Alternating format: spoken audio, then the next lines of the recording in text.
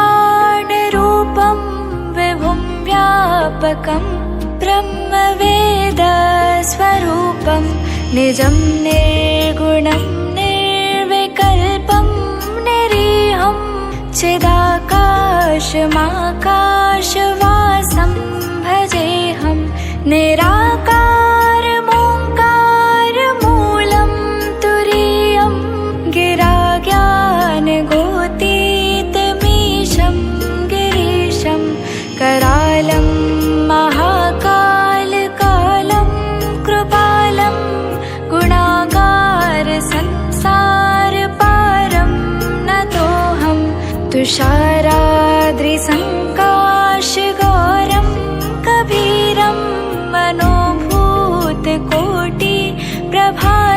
मनोभूतकोटिप्रभाश्रीशरीरं स्फुरन्मौलिकल्लोलिनी चारुगङ्गा लसद्भालबालेन्दुकण्ठे भुजङ्गा चलत्कुण्डलं भ्रूसुनेत्रं विशालं प्रसन्नाननं नीलकण्ठं दयालं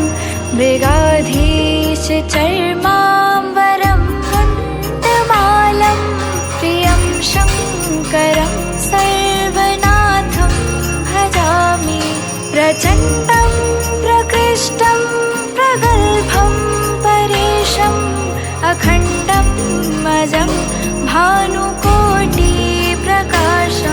त्रयः